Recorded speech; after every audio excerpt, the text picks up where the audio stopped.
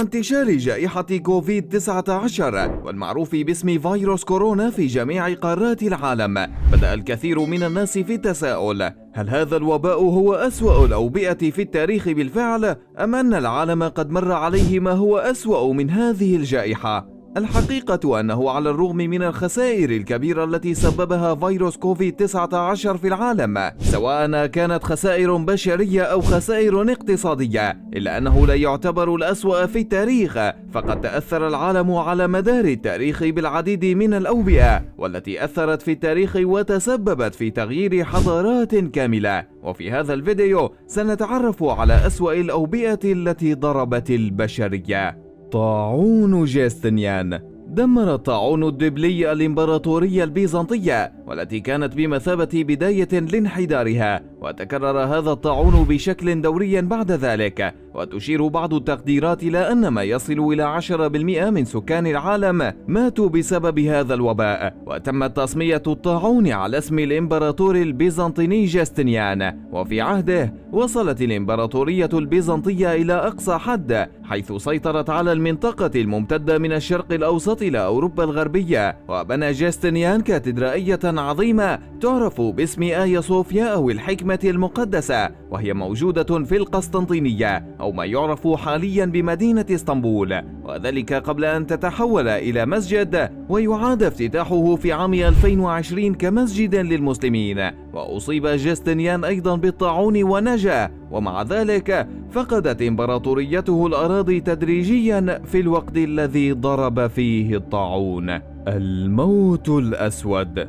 الموت الأسود سافر من آسيا إلى أوروبا وترك الدمار في أعقابه، وتشير بعض التقديرات إلى أنه قضى على أكثر من نصف سكان أوروبا، وقد نتج عن سلالة بكتيرية، ومن المحتمل أنه انتشر عن طريق البراغيث على القوارض المصابة، وتم دفن جثث الضحايا في مقابر جماعية. ولقد غير هذا المرض مسار تاريخ أوروبا، ومع وجود الكثير من القتلى أصبح من الصعب العثور على العمل، مما أدى إلى دفع أجور أفضل للعمال وإنهاء نظام القنانة في أوروبا. وتشير الدراسات إلى أن العمال الباقين على قيد الحياة يمكنهم الوصول بشكل أفضل إلى اللحوم والخبز عالي الجودة، وربما ساهم في نقص العمالة الرخيصة أيضا. وباء كوكولزتيلي. كانت العدوى التي تسببت في وباء كوكولزتيلي أحد أشكال الحمى النزفية الفيروسية، والتي قتلت 15 مليون نسمة في المكسيك وأمريكا الوسطى. وبين السكان الذين أضعفهم بالفعل الجفاف الشديد، أثبت المرض أنه كارثي تماما. ووجدت دراسة حديثة فحصت الحمض النووي من الهياكل العظمية للضحايا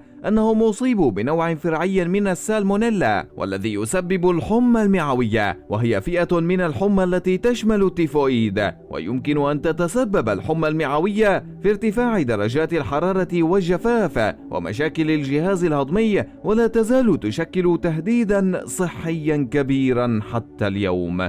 الأوبئة الأمريكية. الطاعون الأمريكي هو مجموعة من الأمراض الوراثية التي جلبها المستكشفون الأوروبيون إلى الأمريكيتين، وساهمت هذه الأمراض بما في ذلك الجدري في انهيار حضارة الأنكا والأزتيك. وتشير بعض التقديرات إلى مقتل 90% من السكان الأصليين في نصف الكرة الغربية، وتم تدمير جيوش الأزتيك والأنكا بسبب المرض، ولم يتمكنوا من الصمود أمام القوات الإسبانية. وعندما بدأ مواطنو بريطانيا وفرنسا والبرتغال وهولندا في استكشاف النصف الغربي من الكرة الأرضية وغزوهم واستيطانهم، ساعدهم أيضا حقيقة أن المرض قد قلل إلى حد كبير من حجم أي مجموعات من السكان الأصليين. الطاعون العظيم في لندن.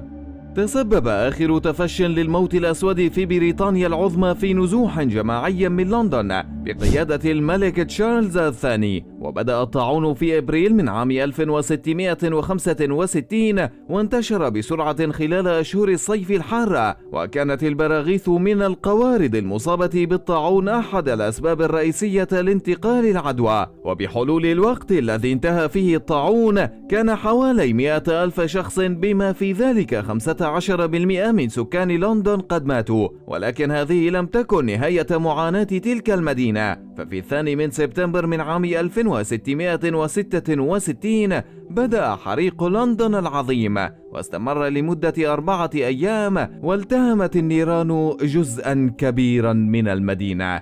طاعون مرسيليا العظيم. تشير السجلات التاريخية إلى أن الطاعون الكبير في مرسيليا بدأ عندما رست سفينة تسمى جراند سانت أنطوان في مرسيليا في فرنسا، وكانت تحمل شحنة من البضائع من شرق البحر الأبيض المتوسط.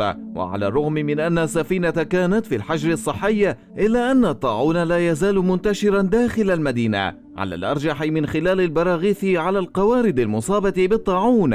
وانتشر الطاعون بسرعة، وعلى مدى السنوات الثلاث التالية مات ما يقارب 100,000 شخص في مرسيليا والمناطق المحيطة. وتشير التقديرات إلى أن ما يصل إلى 30% من سكان مرسيليا ربما لقوا حتفهم بسبب هذا الطاعون.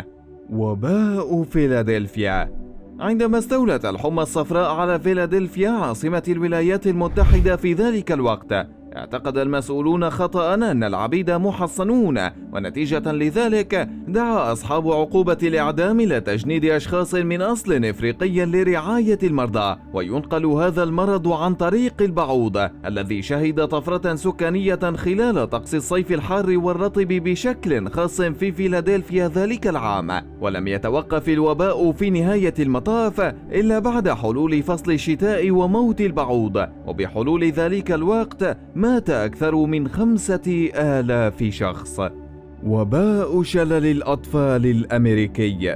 تسبب وباء شلل الأطفال الذي بدأ في مدينة نيويورك في 27,000 حالة إصابة و6,000 حالة وفاة في الولايات المتحدة. ويؤثر المرض بشكل رئيسي على الأطفال، ويترك في بعض الأحيان ناجين ذوي إعاقات دائمة. وحدثت أوبئة شلل الأطفال بشكل متقطع في الولايات المتحدة، حتى تم تطوير لقاح سالك في عام 1954. وعندما أصبح اللقاح متاحا على نطاق واسع، انخفضت الحالات في الولايات المتحدة، وتم الإبلاغ عن آخر حالة شلل أطفال في الولايات المتحدة في عام 1979. وقد أدت جهود التطعيم في جميع أنحاء العالم إلى تقليل المرض بشكل كبير، على الرغم من أنه لم يتم القضاء عليه بالكامل.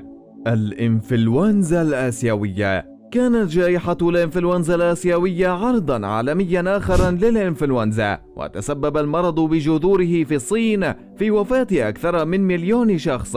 وكان الفيروس الذي تسبب في الوباء مزيجا من فيروسات إنفلونزا الطيور. وتشير مراكز مكافحة الأمراض والوقاية منها إلى أن المرض انتشر بسرعة، وتم الإبلاغ عنه في سنغافورة في فبراير من عام 1957، وفي هونغ كونغ في أبريل من عام 1957، في المدن الساحلية للولايات المتحدة في صيف عام 1957. وكان إجمالي عدد القتلى أكثر من 1,100,000 شخص من جميع أنحاء العالم، مع 116,000 حالة وفاة حدثت في الولايات المتحدة وحدها.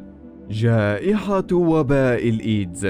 بدأت جائحة وباء الإيدز من عام 1981 وحتى يومنا هذا، ولقد أودى الإيدز بحياة ما يقدر ب35 مليون شخص منذ التعرف عليه لأول مرة. وفيروس نقص المناعة البشرية هو الفيروس الذي يسبب الإيدز. من المحتمل أنه تطور من فيروس الشمبانزي الذي انتقل إلى البشر في غرب إفريقيا في العشرينيات وشق طريقه حول العالم. وكان الإيدز وباء بحلول أواخر القرن العشرين، والآن حوالي 64% من 40 مليون شخص يعيشون مع فيروس نقص المناعة البشرية في إفريقيا جنوب الصحراء الكبرى. ولعقود لم يكن للمرض علاج معروف، ولكن الأدوية التي تم تطويرها في التسعينيات تسمح الآن للأشخاص المصابين بالمرض بتجربة حياة طبيعية مع العلاج المنتظم والأكثر تشجيعا. تم علاج شخصين من فيروس نقص المناعة البشرية في أوائل عام 2020.